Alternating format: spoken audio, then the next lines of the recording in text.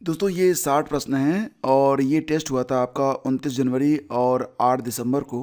तो सभी प्रश्नों का यहाँ पर मैं आपको हल बता रहा हूँ क्योंकि बहुत सारे बच्चे जानना चाहते थे कि जो प्रश्न पूछे गए थे टेस्ट में तो उनके आंसर क्या हैं। चलिए इनका आंसर जान लेते हैं और यहाँ पर आपको आंसर की आपके पेड ग्रुप में भेज दी जाएगी, तो आप अपने उत्तर का मिलान कर सकते हैं और अंदाज़ा लगा सकते हैं कि आपको कितने अंक प्राप्त हुए।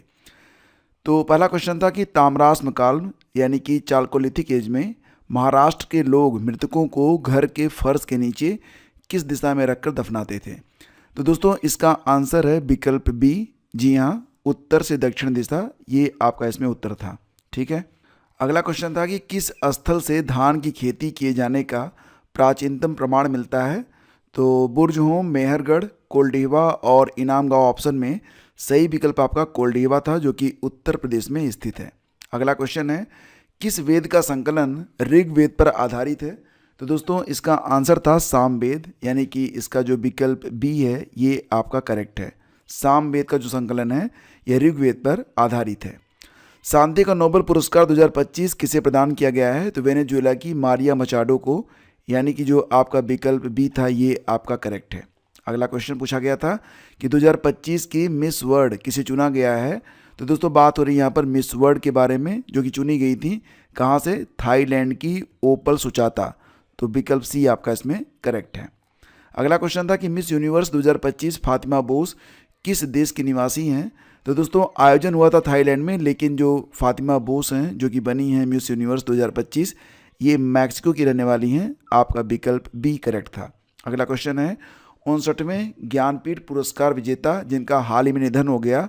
तो इसमें दोस्तों विनोद कुमार शुक्ला वाला विकल्प आपका करेक्ट था। विनोद कुमार शुक्ला को 58वें क्रम में तो मिला था गुलजार और राम भद्राचार्य को ज्वाइंटी दिया गया था, लेकिन विनोद कुमार शुक्ला को मिला था 59वां ज्ञानपीठ पुरस्कार। तो इसमें जो विकल्प बी है ये आपका करेक्ट है। राष्ट्रीय डेंगू दिवस कब मनाया जाता है। तो दोस्तों याद है आपको कि राष्ट्रीय डेंगू दिवस ये होता है प्रतिवर्ष कब। तो विकल्प बी करेक्ट है, यानी कि 16 मई को मनाया जाता है राष्ट्रीय डेंगू दिवस के रूप में। अगला क्वेश्चन है हर साल राष्ट्रीय स्टार्टअप डे कब मनाते हैं। तो इसका आंसर बी से ही था, यानी कि 16 जनवरी वाला विकल्प करेक्ट है। अगला क्वेश्चन है असुमेलित की पहचान कीजिए। तो विश्व कुष्ठ दिवस ये होता है 26 जनवरी को मनाया गया 2025 में। एग्जैक्टली इसकी कोई फिक्स डेट नहीं है, इसे जनवरी के अंतिम रविवार को मनाया जाता है। पराक्रम दिवस 23 जनवरी को, ये भी करेक्ट है। राष्ट्रीय मतदाता दिवस 25 जनवरी, ये भी आपका करेक्ट है।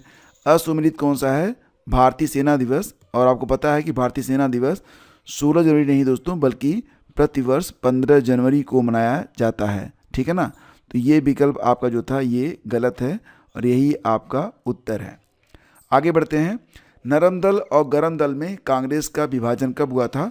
तो दोस्तों इसका आंसर होगा 1907 का जो आपका अधिवेशन हुआ था, सूरत अधिवेशन, उसी में नरम दल और गरम दल में कांग्रेस बंट गई थी। और ये जो अधिवेशन हुआ था इसकी अध्यक्षता रास बिहारी घोष के द्वारा की गई थी। बोस नहीं, रास बिहारी घोष ने इस बैठक की अध्यक्षता की थी, ये आप याद रखेंगे। ठीक है ना। आपका अगला क्वेश्चन है कि जनगणना 2011 किस केंद्र शासित प्रदेश में सर्वाधिक साक्षरता दर पाई जाती है। दोस्तों बात यहाँ पर हो रही है यूटी के बारे में। तो सबसे अधिक जो साक्षरता दर है वो लक्षद्वीप में पाई गई, यानी कि विकल्प सी आपका इसमें करेक्ट है। अगला क्वेश्चन था रक्त क्या है, उपकला ऊतक, तंत्रिका ऊतक, पेशी ऊतक या कलेक्टिव टिश्यूज यानी कि संयोजी ऊतक। ये विकल्प आपका इसमें करेक्ट है, संयोजी ऊतक। अगला क्वेश्चन था कि संसद के दोनों सदनों की संयुक्त बैठक का विचार लिया गया है किस देश के संविधान से। तो दोस्तों इसका आंसर था ऑस्ट्रेलिया के संविधान से, यानी कि विकल्प बी आपका इसमें करेक्ट है। अगला क्वेश्चन है विश्व प्रेस स्वतंत्रता सूचकांक 2025 में भारत की रैंक क्या है। तो दोस्तों विश्व प्रेस स्वतंत्रता सूचकांक में भारत की रैंक है विकल्प सी, यानी कि 151। ठीक है ना। फिर आगे बढ़ते हैं। पूर्वोत्तर भारत का पहला भूतापीय उत्पादक कुआं कहाँ पर खोदा गया है। सही जवाब विकल्प ए था, डेरेंग, जो कि स्थित है अरुणाचल प्रदेश में। तो विकल्प ए आपका करेक्ट है। अगला क्वेश्चन महिला सशक्तिकरण के लिए आदि शक्ति अभियान किस राज्य ने शुरू किया है। दोस्तों इसका उत्तर था महाराष्ट्र, विकल्प सी आपका करेक्ट है। अगला क्वेश्चन था कि ग्लोबल जेंडर गैप इंडेक्स 2025 में भारत की रैंक क्या है। तो दोस्तों ग्लोबल जेंडर गैप इंडेक्स 2025 में भारत 131वें स्थान पर है, यानी कि 18 का विकल्प बी आपका करेक्ट है। अगला क्वेश्चन है, किस देश ने 2025 का आईसीसी विश्व टेस्ट चैंपियनशिप का खिताब अपने नाम कर लिया है? तो दोस्तों इसका आंसर होगा विकल्प ए, यानी कि साउथ अफ्रीका। और साउथ अफ्रीका ने किसको हराया था, यानी कि रनर अप कौन रहा था? तो दोस्तों ये था आपका ऑस्ट्रेलिया, ठीक है ना। अगला क्वेश्चन है, 2025 UN sustainable development goal SDG index में भारत की रैंक क्या है?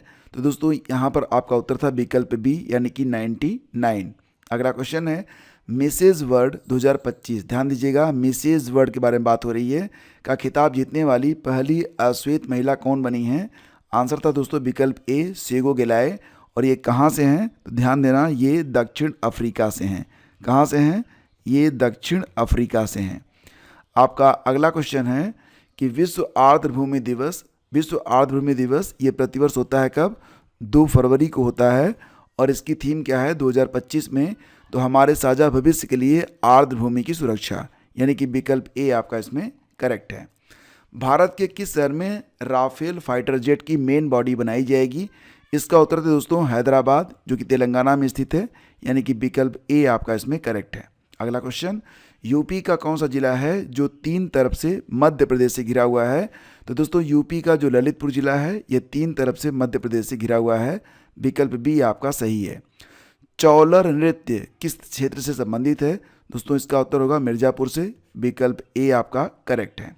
अगला क्वेश्चन पूछा गया कि यूपी के गाजीपुर जिले में स्थित भीतरी अभिलेख का निर्माण किसने करवाया था? दोस्तों इसका उत्तर था स्कंदगुप्त, विकल्प डी आपका सही है। अगला क्वेश्चन पूछा गया था, नवाबगंज पक्षी विहार उत्तर प्रदेश के किस जिले में स्थित है? सही जवाब दोस्तों इसका विकल्प बी है, यानी कि उन्नाव में, और अब इसे रीनेम किया गया है। अब इस पक्षी विहार का नाम चंद्रशेखर आज़ाद जी के नाम पर रख दिया गया है। 14वीं शताब्दी में सरकी सुल्तानों द्वारा स्थापित सरकी किला प्रदेश में कहाँ पर स्थित है? दोस्तों इसका उत्तर था विकल्प बी, यानी कि जौनपुर में। अगला क्वेश्चन है, कौन सी जोड़ी गलत है? नटवरी नृत्य पूर्वांचल से संबंधित है, सही है। झूला ब्रज से संबंधित है, सही है। राई बुंदेलखंड से, ये भी सही है। जोगनी दोस्तों कर रहे हैं, ये मथुरा में है, जो कि गलत है। जोगनी नृत्य दोस्तों कहाँ पर किया जाता है? तो अवध में किया जाता है, यानी कि यही हमारा उत्तर है, जो कि गलत जोड़ी है। अगला क्वेश्चन है, national institute of cancer prevention and research ये कहाँ पर स्थित है? दोस्तों सही आंसर होगा इसका नोएडा। तो इस प्रकार का जो आपका पहला टेस्ट हुआ था ये उसकी आंसर की है। अब आगे बढ़ते हैं और देखते हैं कि जो आपका टेस्ट हुआ था हाल ही में 8 जनवरी को, तो उसमें जो प्रश्न पूछे गए थे उनका आंसर क्या है। शेषनाग झील से निकलने वाली नदी कौन सी है? तो दोस्तों पूछा गया था, तो इसका आंसर था झेलम नदी, यानी कि विकल्प बी आपका करेक्ट है। भारत का 94वां रामसर स्थल गोगाबिल झील कहाँ पर स्थित है? इसका उत्तर दोस्तों बिहार में, तो इसका विकल्प बी आपका करेक्ट है। वर्ष 2025 में कुल कितने रामसर स्थल घोषित किए गए? तो दोस्तों ध्यान देना कि जनवरी 2025 से लेकर दिसंबर 2025 तक कुल मिला के 11 नए रामसर स्थल भारत में जोड़े गए हैं। और अब भारत में रामसर स्थल कितने हो गए हैं? तो संख्या इनकी 96 हो गई है। यहाँ पर विकल्प डी आपका करेक्ट है, 11। वर्ल्ड वेटलैंड डे 2025 की थीम क्या है? तो इसका आंसर तो आपको पता ही है, protecting wetlands for our common future. अगला क्वेश्चन है, भारतीय वन अनुसंधान संस्थान कहाँ पर स्थित है? तो दोस्तों ये मिलेगा आपको कहाँ पर? तो देहरादून में मिलेगा। और देहरादून दोस्तों आपको पता ही है कि ये है उत्तराखंड में, ठीक है ना। अगला क्वेश्चन है, हड़प्पा का कौन सा स्थल गोदीवाड़ा यानी कि डॉक यार्ड के लिए जाना जाता है? तो दोस्तों इसका आंसर है गुजरात में स्थित लोथल, ठीक है ना, विकल्प बी करेक्ट है। त्रयी नाम प्रयुक्त होता है, तो तीनों वेदों का जो नाम होता है उसको कहते हैं त्रयी, ठीक है ना। तो दोस्तों अब आपको कमेंट करके ये बताना है कि ये जो 3 वेद हैं, आपको पता है कि वेदों की संख्या 4 है, जिसमें 3 वेदों को त्रयी कहा जाता है। अब आप ज़रूर गूगल करिए और सर्च करके बताइए, ताकि एग्ज़ाम में आपको भूले नहीं कि ये तीनों वेद कौन से हैं, किस वेद को छोड़ा गया है, ठीक है ना। ये बहुत ज़रूरी है ताकि आपको याद रहे। प्रसिद्ध दशराग का युद्ध किस नदी के तट पर लड़ा गया था? दोस्तों ये परुष्णी नदी के तट पर लड़ा गया था, जिसको अब रावी नदी के नाम से जाना जाता है। अगला क्वेश्चन है, 1 हॉर्स पावर कितने वाट के बराबर होता है? तो 746 वाट, ऑप्शन बी करेक्ट है। अगला क्वेश्चन है, कौन सी तरंगें निर्वात वैक्यूम में यात्रा नहीं कर सकती हैं? दोस्तों ध्वनि तरंगे जो कि यांत्रिक तरंगे मानी जाती हैं, इनको चलने के लिए माध्यम की आवश्यकता पड़ती है और इसी वजह से ये वैक्यूम में नहीं चल पाती हैं, जहाँ पर कोई माध्यम नहीं है। तो इसका उत्तर विकल्प सी है। यूनेस्को द्वारा क्रिएटिव सिटीज़ नेटवर्क में सिटी ऑफ गैस्ट्रोनॉमी यानी कि खान पान का शहर के रूप में किसे शामिल किया गया है? तो इसका आंसर दोस्तों लखनऊ को। ठीक है, लखनऊ 9वां शहर है, यानी कि यूनेस्को के द्वारा जो क्रिएटिव सिटीज़ जोड़े गए हैं उसमें अब तक कुल 9 शहर भारत के जुड़ चुके हैं। अगला क्वेश्चन है, स्वच्छ वायु रैंकिंग 2025 में 10 लाख से अधिक आबादी वाले शहरों में शीर्ष स्थान किसे मिला है? दोस्तों इसका आंसर है इंदौर। अब यहाँ पर आपको पता ही है कि इंदौर में हाल ही में बहुत तेज़ी से हैजा भी फैला था। कारण बताया गया कि जो पानी सप्लाई हो रहा था उसमें मानव मलमूत्र मिला हुआ था। प्रोजेक्ट 17A के तहत किस स्टील्थ ब्रिगेड को भारतीय नौसेना में शामिल किया गया?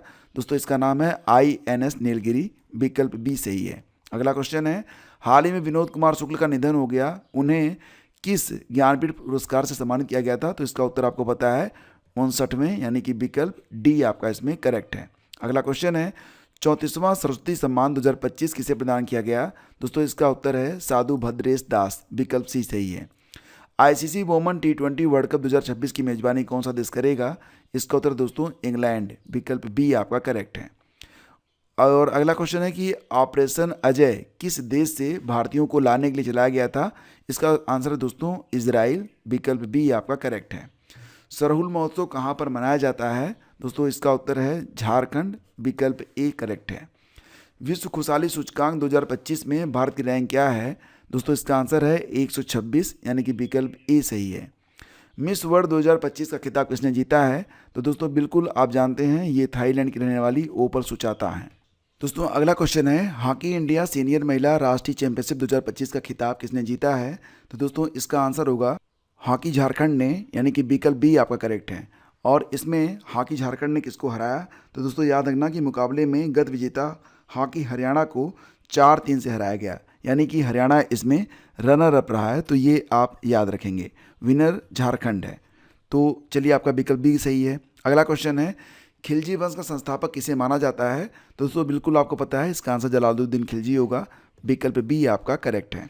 अगला क्वेश्चन है, किसी भी विधेयक को धन विधेयक होने का अंतिम निर्णय कौन लेता है? तो दोस्तों इसका आंसर होगा लोकसभा अध्यक्ष। संविधान के अनुच्छेद 110(3) के अनुसार लोकसभा अध्यक्ष का जो निर्णय होगा दोस्तों ये अंतिम होता है। मौलिक कर्तव्यों का वर्णन किस अनुच्छेद में किया गया है? तो दोस्तों इसका आंसर होगा अनुच्छेद 51 क में। विकल्प बी आपका इसमें करेक्ट है। ठीक है ना। अगला क्वेश्चन होगा, सुपर कैबिनेट के नाम से जाना जाता है किसको? तो दोस्तों योजना आयोग को सुपर कैबिनेट के नाम से भी जाना जाता था। हालांकि आपको पता है कि अब इसका स्थान नीति आयोग ने ले लिया है। नीति आयोग की स्थापना 1 जनवरी 2015 को की गई थी, ये आपको पता होना चाहिए। निम्नलिखित में किसे जीवन का आधार कहा गया है? तो दोस्तों इस विकल्प में आपका डी विकल्प सही है, प्रोटोप्लाज्म को जीवन का आधार कहा गया है। जनगणना 2011 के अनुसार भारत के निम्नलिखित में किस केंद्र शासित प्रदेश में महिला साक्षरता का प्रतिशत सर्वाधिक है, यानी कि किस यूटी में महिलाएं सबसे अधिक साक्षर हैं? तो दोस्तों इसका आंसर है लक्षद्वीप, यानी कि विकल्प ए आपका करेक्ट है। निम्नलिखित में किस वर्ष में भारत में अंतर्राज्यीय परिषद की स्थापना की गई? तो दोस्तों इसका आंसर होगा विकल्प बी, यानी कि 1990 में। और ये जो भारत में अंतर्राज्यीय परिषद है, इसकी स्थापना जो की गई दोस्तों, तो इसका संबंध आर्टिकल 263 से है। ठीक है, यानी कि आर्टिकल 263 के नियमों के मुताबिक अंतर्राज्यीय परिषद की स्थापना की गई है। अगला क्वेश्चन है, किसके शासनकाल में बड़ी संख्या में भारत में मंगोल बस गए? तो दोस्तों इसका आंसर होगा अलाउद्दीन खिलजी, यानी कि विकल्प सी आपका करेक्ट होगा। लगभग 4000 मंगोलों ने इस्लाम अपनाया था और इन्हें नवा मुसलमान के नाम से जाना गया। तो अलाउद्दीन खिलजी के समय में बहुत बड़ी संख्या में जो मंगोल थे वो भारत में बस गए थे। और ये आपका अंतिम प्रश्न था कि कौन रबी की फसल नहीं है? आप जानते ही हैं कि गेहूँ हो, चना हो, सरसों हो, ये सब रबी की फसल है। मक्का रबी की फसल नहीं है, हालांकि मक्का साल भर बोया जाता है।